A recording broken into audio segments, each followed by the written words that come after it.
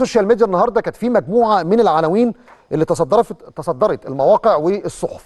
تعالوا نشوف مع بعض ايه اللي اتكتب النهارده في ترند السوشيال ميديا.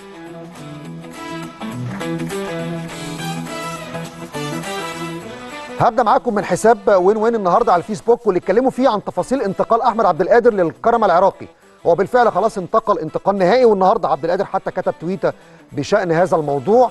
والنادي العراقي تعاقد مع عبد القادر مقابل مبلغ 220,000 دولار، ويمتد عقده مع الفريق لمده سنه ونصف عشان ينتهي في صيف 2027.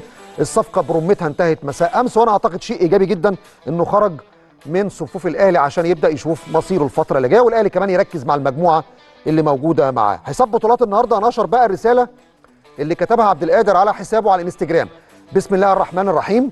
اليوم انتهت علاقتي بالنادي الاهلي بعد رحله دامت اكثر من 4 سنوات مليئه بالذكريات والاحداث. شكرا النادي الاهلي العظيم ورئيسه ولاعبيه ومجلس ادارته، شكرا جمهور الاهلي، الله الموفق والمستعان. حساب يلا الكوره النهارده بيتكلم على تريزيجيه. قال لك تريزيجيه السنه دي في الدوري هو الهداف برصيد 6 اهداف، وفي دوري ابطال افريقيا هو الهداف برصيد 5 اهداف. كرة بلس النهارده كمان ركزت على ارقام تريزيجيه وقالت رجل الاهلي الاول في الدوري وافريقيا. في الدوري بنتكلم عن عدد الاهداف اللي احرزها 6 اهداف، بعديه زيزو 4 اهداف، وكمان هو اكتر لاعب تسديدا بنسبه 3.8 تسديده لكل لقاء في الدوري، يليه زيزو في المركز الثاني. تريزيجيه اكتر لاعب في الدوري عمل مراوغات صحيحه بنسبه 56%، يليه اشرف بن شرقي. في دوري الابطال تريزيجيه هداف الفريق 5 اهداف، وساهم بشكل اجمالي في 6 اهداف من خلال صناعته لهدف وحيد كان ضد يانج افريكانز واللي سجله اليو ديانج.